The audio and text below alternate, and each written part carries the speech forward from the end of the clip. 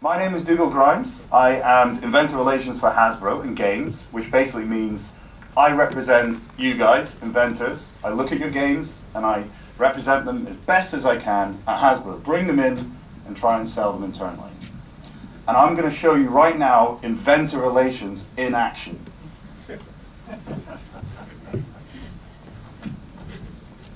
Always go to the inventors, remove the barrier. So here I am. So I'm going to introduce you guys, and then I want to ask you a little question about how you got into it. So starting on my far right here, we have the wonderful Sir Torquil Norman, founder of Bluebird Toys, and the creator of the Big Yellow Teapot, an absolute classic, and also a very strong arts philanthropist as well. Next to him, we have Richard Heayes, my former colleague, and he is now a fantastic inventor of Heayes design. And while Rich was at Hasbro, he created some of our best-selling games and products. He's a fantastic developer for Hasbro. And beside him, we have Rena Nathanson, creator of the amazing Bananagrams. And I think this is a really, really important person to have here because basically, as we were talking about earlier with Scrabble and this, it was a word games category. How do you innovate in a word games category? Bananagrams did exactly that. It was fantastic. And then we also have, you heard from earlier, we have Dr. Jim Wyatt, creative director of WOW Labs. Fantastic. So, I'm going to start off with Sir Norman, and I would just like you to ask these, tell these people, how did you first get into the toy and game industry? I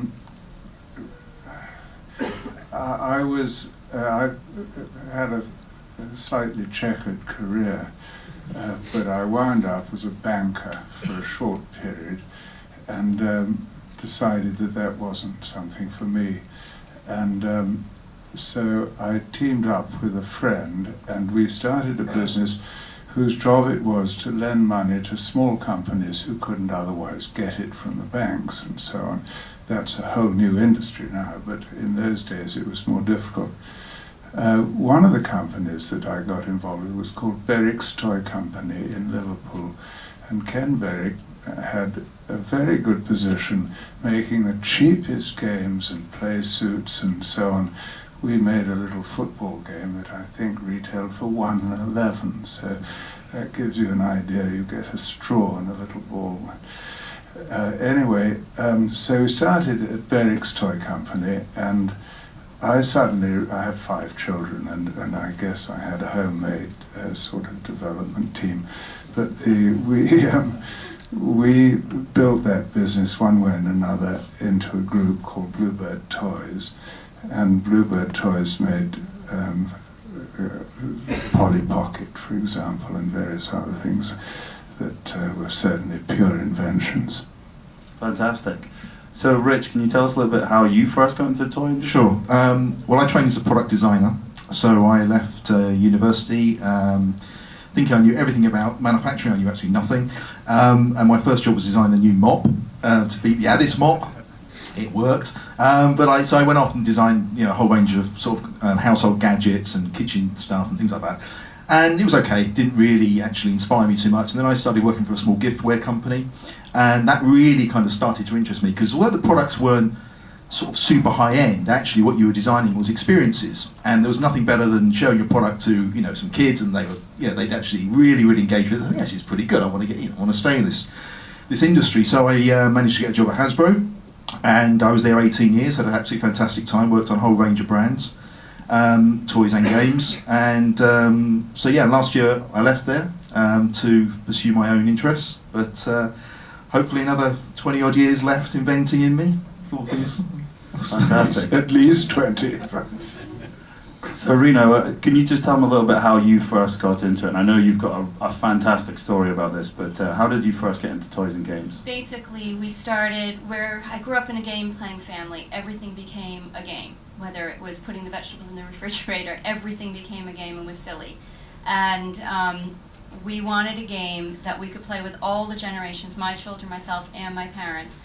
Something that was quick and easy and user-friendly and didn't take 2 hours and was very little setup.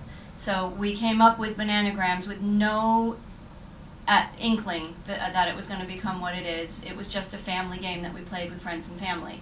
And then we were told by friends and family, you should do something with this, you know. So we thought, okay, we'll roll the dice, and we had 50 made, literally, and I ironed on all the logos, and brought 25 back here to England, and we put 25 in a store in Rhode Island.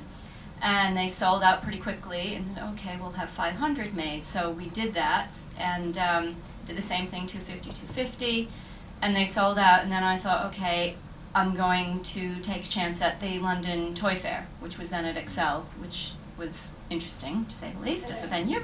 And again, we took a space in the greenhouse, which as inventors, it's a very handy space for you guys to know at the Toy Fair, because it's a great place to show your good, new, fresh, innovative ideas, which nobody else has seen before. So we took a little teeny stand, and we had a great reaction, and we pretty much took orders hand over fist throughout the whole fair. But it was truly a family invention. You know, I can't take all the credit. It was my parents and my children, the three of us, the 3 generations. Fantastic. And Jim, can you tell us a little bit, because recently you've started working with WoW stuff, but you've been in the toy and game industry for a while, and he actually occupies the office of Jim Henson's studio in LA, which is really cool. Muppet Labs, yeah. So, 1999, I was a lab rat at Reading University doing a very worthy PhD that was boring me to tears. And I had an evening work where I would go out to schools and do presentations to try and get kids interested in robotics and physics. And someone saw one of my presentations and saw the little robots that we'd got that we took out to schools, and they said, oh, could you break that down and put it on the front of a magazine? I said, oh yeah, so I took one of my professor's cards, scrubbed out his name, put mine, handed it over. And about a year later, I got a phone call saying, could you come in? And I went in, and 6 months later, I found myself in China. And I was living out there for about 8 years as we developed this robot series, and which did incredibly well, all publishing based. And then I stayed out there, set up, had relationships with manufacturers, and we started our own Inventor group doing educational robotics. And then about 5 years ago, met WoW Stuff at the Nuremberg Toy Fair, where we had our own booth and we were showing our own product. And last year they bought us because we brought something new to the company, specifically in the area of technology. And so they acquired us, and now we're on to great things. Absolutely. You guys have got some great innovative products as well, which is fantastic. So the objective of this panel talk is how we made it. And I thought that was actually quite a clever title, because it's double meaning. How we made it, the games and toys they're famous for, but also their experience through the toy and game industry, because we really do here have some of the leading experts in the industry, which is fantastic. So I'm going to start with Torquil. Can you, when we're looking at how we made it, I'm always very interested in the creative side. So something like Polly Pocket, can you tell us where that idea came from and how it sparked? I can tell you exactly, yes. We used to work with an engineering toy developer called Origin, and you probably know Chris Wiggs, Chris Taylor, and so on. Chris Wiggs used to present us with toys of all sorts, and we used to accept some and so on. One day I went in to see Chris Wiggs, and he said, I want to show you something that I made for my daughter 6 years ago, but I never thought it was commercial, but she enjoyed it and so on. And he produced a wooden box with a little wooden doll in it that was solid wood, and said, what did I think of it? And really wanted something to say more than anything else. I said, can you make the doll move and bend at the waist and head and so on? He said, no, it's too small and it wouldn't be possible. And I said, well, come on, you're a good engineer, I'd like to see one. So I'll come back in a couple of weeks, and we looked at it. And that was really the start of Polly Pocket. But it was one of those products which was so easy to develop once the original idea had taken hold. And we made little rings and little compacts and so on. And we dealt with Mattel in all sorts of other areas. And so I thought, what the hell, I may as well go and show it to them.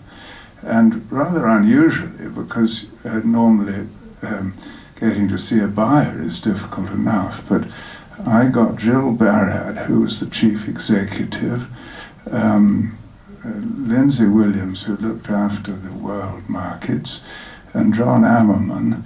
And I said, I'd like to see everybody, please, for half an hour in your presentation room. And so I took over the first year's range of Polly Pocket, which was mostly little compacts and little rings you could put on your finger. And these guys were sitting up in a sort of dais a bit higher, and I was sitting a bit lower. And I had set out the entire Polly Pocket range underneath my pocket handkerchief. And they said, Torquil, you know, we do this as a friend, but aren't you wasting our time? And I said, well, I don't think so. So I lifted up the corner of the handkerchief and took out this little tiny figure, which in those days was about 1.25 inches high, and said, well, this is Polly Pocket. And they sort of could hardly see it, handed it round, looked at it, and so I just said, well, what does he do? So I took a little ring and put Polly into her bath and clipped it on my finger, and then the compact and so on. Anyway, I think, you know, they were intrigued by what was an idea. I don't think anyone had produced a doll that small as an actual character. And the first year, Mattel didn't do particularly well with it. We thought they sold 1.5 million products or something, which was nothing at that price point. I'd still take a million units. And so one day I was sitting in my office the following year, and the phone rang, and it was Jill Barrett who rang up and said, Torquil, how quickly can you make us 4.5 million Polly Pocket compacts? I said, blimey, you only took 1 million last year. I shouldn't, you know, why do you want them, sort of thing. And he said, well, everything's sold out of the shelves, they're completely clean, and we're desperate for them. And anyway, we slightly changed the first year's range in terms of colors, and introduced the second year immediately. And I told her she could have them, this was February, by the end of April, she could have them. She was delighted. And from that moment, we never looked back, and Polly Pocket ultimately wound up doing with them about $200 million. And, you know, my original meeting was justified. Yeah, of course. So I think there's some really key points in there, I think, is the kind of collaboration that you had with the inventors at the start, feedback, and then perseverance and going to see the right people and, you know, pushing that through. And timing and seeing the right person can be a huge part of it, just almost as important as the initial idea. I just really wanted to ask Jim about this as well, because, you know, your products are very different from Polly Pocket, and, you know, very innovative, and there's a lot to it. How do you begin by creating something that's very technologically advanced and forward thinking, such as Real Effects, which you're about to release? Yeah, Real Effects was one of those things where we had an idea in a pub, as usual, and it was very difficult to communicate. We did this whole sketch thing and took it round to a few people and showed it to them and said it's basically slot car racing without the slots. But no one believed we could do it. Which comes up quite a lot. You know, when you're working at the cutting edge of toy, there's still a lot of people that still consider technology in toys to be push a button, light a light, or make a sound. And if you can't get beyond that, then you've got to build it, and that's what we did. And it was a 2-year project for us to build that first prototype and actually get it working, because it uses some fairly sophisticated algorithms, and luckily we had those guys in-house that was part of our original Inventor group that could do that. But sometimes you have to either build something or mock it up to actually communicate that and get that across. But ultimately it's a credibility thing. Once you've done one and you go in and say, we can do the impossible, then people are going to maybe believe you, but you've got to get that credibility over. Yeah, that's also a very good point. I would quite like to ask you, For new inventors who are coming up with things that are potentially quite complex, how would you advise them on creating prototypes? Because obviously it can be quite an expensive process, and it does help with the selling, but is there any tips that you can give them in terms of if you have a complex idea, or even something that's simple can be quite, how do you advise them on terms of making a prototype? What's the best approach for this? Cannibalize it, if you can. The toy industry, you're working with the cheapest grade of products generally. The cheapest motors, is going to be the lowest cost of electronics because it's got to get down to that price point. And you will find all of those in toys that are already on the shelves. There's also, for electronics development, we're blessed that we have Arduino now, and these simple processors on a board with all the memory, and you can get sensors and things like that. You can at least build your prototype. If you've got some programming knowledge, you should be able to pick that up. But it really comes down to your ability, or knowing people that do have that ability that maybe you can partner with, because partnership goes right from the smallest company all the way up to the biggest companies, and partnerships are really important because you can't have every skill. There's so many skills now that you need, be it app programming or network programming, or CAD design or sculpting. But if you just want to get the basic idea across, go down to Toys R Us, get your Dremel out, start hacking a Furby apart. Start hacking them apart and putting them back together again. And it looks like those horror toys from under the bed in Toy Story. It's fun as well. But if you can get that across, that's great. That's great. And so kind of moving on from that, actually, I wanted to ask Rich. So obviously you worked internally at Hasbro. And is there certain characteristics, once you've had an initial idea, part of the development process, what kind of things should new inventors be considering before they start really developing an item, even before potentially pitching it to a large company? What are the considerations? I think one of the sort of the simple traps that's been mentioned before is just basic research. We live in the world of the internet. When I started the toy business, it was literally you had to go down to walk around Woolworths and walk into all the shops to see if it existed. Now you can just Google it and see. And it annoys me when people show me something. Look, have you actually been down to Toys R Us? It's on Amazon. It's currently selling. So just 101. Just make sure no one else is doing it. But I really just sort of building what Jim said. I think there's this illusion maybe at Hasbro. We would spend tens of thousands of pounds on every model. No, we wouldn't. We would make it out of cardboard and Capperboard. We'd go down to Toys R Us. I remember something back about 10 years ago. There was something in.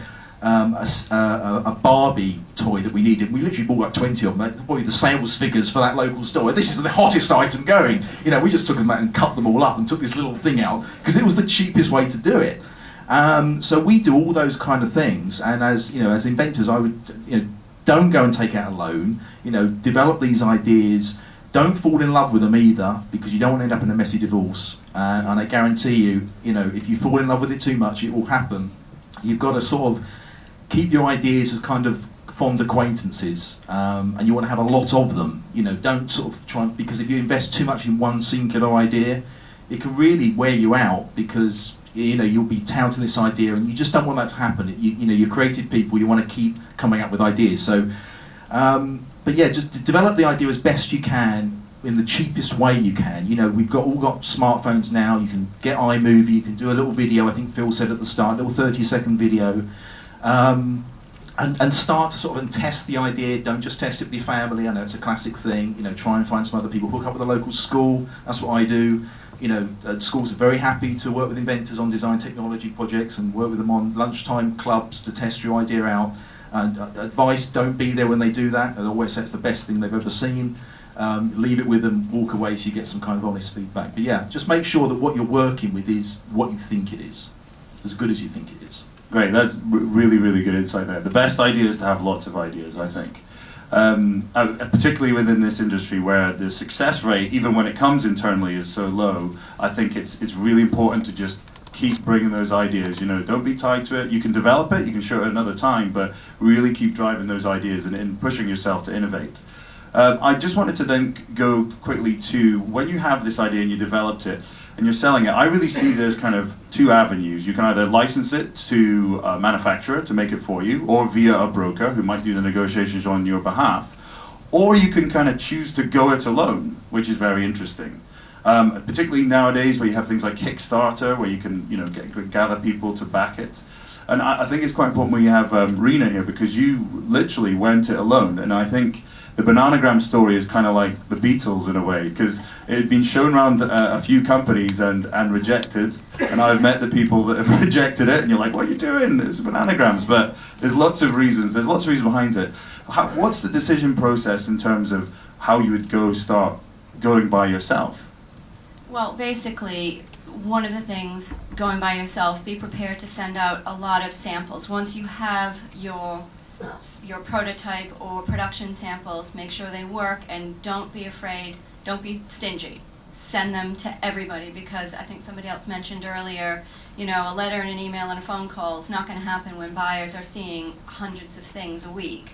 So if you land something on their desk that actually looks a bit different, that isn't in a box, which is one of our very conscious decisions. We were asked by many of the mass buyers to put it in a box, and we stuck to our guns and said no. When we hate plastic, we hate extra cardboard for ecological reasons as well, and our products are very tactile, and we want to maintain that. So I guess stick to your guns. If you believe in the packaging and your product, stick with it. Don't be stingy. Put aside some of your budget to just give away, because that's a big thing, is to get it in front of the right people. Yeah, and I think that's. And I think it's interesting, the whole Bananagrams. You kind of tied in the marketing with it was an absolute genius masterstroke when you decided to put it in the banana, because that just ties in with the marketing of it. People see it, they're interested. So that was just in terms of thinking about your product, not just as a box on shelf. What is that? Well, why would people pick it up? You can even suggest to manufacturers, I think this should look like X, because that could tie into it, and it's really important. Unfortunately, though, sometimes reality sort of forces your hand in that we have had to put it, in some occasions, in a point-of-purchase box, which, it's a crate. But our ideal point of purchase is a tree that we had designed that they hang off like a banana tree. And when people see it, they can't help but reach out and touch it. And once they touch it, you've got them. Yeah. So just try and stick to your guns, and don't be, learn from what the larger retailers want, but don't be bullied by them at the same time, if that makes any sense. Okay, fantastic. I'm going to open the floor to questions. Just after I want to ask another question to our experts here, because I'm always very interested in this, particularly because in my job I'm reviewing games. First I want to ask Torquil, what makes a great toy? What do you feel? And I know this is a tough question, but in your mind, you've seen a lot and you've had a lot of success yourself. What is that kind of X factor that makes a great toy? People used to ask me what qualified me to be a toy inventor, effectively. And my answer always was, which I think is true, is an eye for detail and a mental age of about 7. I don't know. I mean, what I think is vital is that you have to grab the kid's attention instantly. They don't have long attention spans for things. I was taught early on, never advertise 2 products in the same commercial, because one will sell and the other will be a dog, and that seems to always be true. So the answer is, I think it's got to appeal to young people instantly. Great. And I'm going to flip the same question, but for games, to Rich, because you've seen a lot of games that's come through Hasbro, developed a lot, Inventor items. What is that kind of X factor? I think probably I'd sum it up with simplicity and depth, in that it has to be easy to understand. Even a complex strategy game, you have to understand the principle of it. But even the simplest of games need some depth, because that's what's going to hook you into a game. Once you've played it a few times, you go, oh yeah, I see how you won that. Next time I'll beat you. And you've got to sort of feel you can come back with somewhat. That keeps you engaged as a player. And that's the same with any game, digital, physical, anything. It's got to have simplicity to draw you in, and it's got to have the depth to keep you hooked. Yeah, great. And just before I want to ask one last thing. I had a couple of questions on here, but this is an important one, okay, Samantha? You got to bear with me. And then you guys can ask some questions. The next one is just, for me, like in terms of innovation, and WoW stuff is definitely a company that innovates. going forward and looking forward into the future, how important is the cross between digital and physical going to become, and how are you guys approaching that with your products going forward? Okay, actually, something that came up when you were saying about not being married to an idea. It's that the toy industry is changing. What is the traditional toy industry is now spreading out across the industry. People are playing more. People now have apps on their phones, and adults are playing little video games on the train as they're on their way into work. It's something that wasn't happening before. People are going back to their childhood more and more and more, and they've got the time to do it. And so we're looking at other areas. I was saying earlier, back in 2003, I had this idea for a little RFID-based figure that you stuck on a digital port, and I took it to every toy company. I never thought of taking it to a video game company, and I hear that more and more and more. So maybe broaden your horizon, think about other places that you could take your ideas, because it's not just the big boys now, there's other companies out there. Maybe it's something that works with your smart fridge or whatever it is. You were saying about putting food into a fridge game. Well, maybe there is something in that, And that is a very important point, because from my point of view at work, I mean, when we're bringing in ideas, there's an important distinction between what is new and what's incremental to a business, rather than bringing us stuff that would potentially just substitute. So at Hasbro, obviously, if you bring us a property trading game, unfortunately we already have one. But if you bring us something that's a new game to be played on a smart fridge, well, that's kind of interesting. It's like, well, maybe Hasbro can sell, look into use one of our brands on it. So it's definitely a really good point to say, start thinking incrementally rather than substitutionally what's already out there. It's important for us to refill that, but definitely be thinking ahead. So I'm going to put it out to the crowd now, and this is a round it out Dougal. So ask some questions out there, and you've got a really good opportunity to ask these guys. So, gentleman down the front. Oh, have we got? Where's the? Got one over there. Oh, Billy. Oh, we have one here, and we'll jump to you over there. There we go.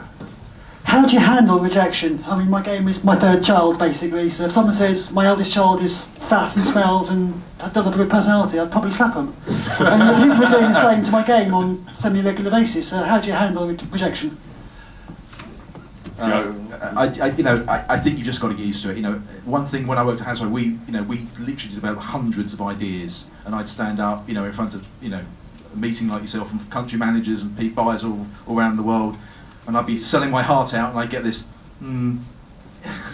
Sometimes you've just got to go with it. It's the nature of an inventor. Some ideas are going to win, some ideas are not. That's why you just got to keep inventing, keep coming up with ideas, and that way, hopefully, the one that you perhaps didn't even think was going to be successful will be successful. But you've got to spread your bets. Can I just interject one thing? If we've been through lots of incarnations of all the different games we have. If it isn't getting a great reception, ask why, and then listen to the audience or whoever's playing it or the feedback, address those, the problems or challenges. Don't just think it's perfect and I love it the way it is. Of course, if it's your child, you do, but if it's a game, you can change it. So I would say just keep an open mind and listen to the feedback. And there may be absolutely nothing wrong with it. You may have just got it's so obvious to you in your head, and why has no one done this before? You've maybe just in the pitch skipped over that key point that you need to get across first. But oh yeah, of course, that's genius. Of course, it may also not be. but someone, keep going, and you will find someone that can at least see what it is that you see. They may not take it, but they should be able to see it. The gentleman down here. Hi, Graham Fraser-Bell from Accentuate Games Limited. Question for the panel, really about games. Could you speak to life cycle? Is there a kind of cycle of sustainable sales for a game, and is there a generic kind of period from the growth phase to when it plateaus? It's a very good question. So, I mean, games is a very. I'll jump in a wee bit here, because I've worked in fortunate enough to work in a few different parts of Hasbro, and games is very unique in the sense that it does require a bit more grassroots. It does require like a build-up phase. Hasbro's fortunate to have a lot of grandfathered in, so to speak, and acquisitions that just become ubiquitous, like your Monopolies and your Scrabbles in North America and things like that. I think it needs to have time to grow, and then when you reach a specific phase, if you do have something on your hand, you could be looking at, and a lot of companies have done this with things like Logo Game, and that have something that is able to sustain itself yearly. And I think the thing with games is literally getting the word out there and getting people playing at a level where you get this kind of social currency of it being an accepted game. I think obviously it's easy for me to say, but it's one of those things, it's just getting out there. Last Christmas we played X, Cards Against Humanity. I'm going to play it again this year, and it builds up over time. And I'd say that that then can be relatively sustainable. I mean, it's tougher to launch new brands just because of the cycle of people demanding instant returns, but for games and companies, mid companies that can do that, they can see the rewards after really investing in it over time and building up. I hope does this answer your question? Look, you said when it will plateau. 3 years being acceptable. 3 years can be a kind of a Monopoly's 80 next year. Yeah. So, but that is obviously odd. But it's interesting. If you look at that brand, in the last 10 years, it's more than doubled its value. So, I think it's just being. It is harder, obviously, these days to launch a new game and keep it fresh. Because there's so much noise. But I think you're right with Dougal, and I think the grassroots, and we're starting to see, as in people playing apps, downloading the app, and then asking, where's the real version? And then they go and buy the board game, and then the companies like that. If you look at sort of the Euro gaming, that's been going on for 15 years trying to get that sort of into the mass, and it's starting to go now. It's starting to go, and people are starting to discover these games, which have been around for a long, long time, and it's a fantastic new game. So it's hard to say it's such a broad area in games too. And just one thing about that, but within Monopoly, there's an innovation to keep the interest. So it's really down to the content. So with a lot of games that are, say, like Zombicide or one of these games, you release expansion packs to keep the interest and stop that kind of plateauing, really, and maybe even decline. And so with Monopoly, every year there's a new item, which is an innovation, electronic banking or a different theme, different mover, and that keeps interest in the brand and has a halo effect around, potentially the core game, but brings in people and keeps interest. So the plateau, you can innovate to kind of stimulate growth and beyond that. So we're going to have one more question. We got one at the back, if there's... Oh, so we got sorry. Yeah, hi. My name is Sandra. I just want to ask you, where is child development taking part on all this, or what interest or what concern does it has, putting a little bit on the side the business priority? Child development over business. How is this taking part?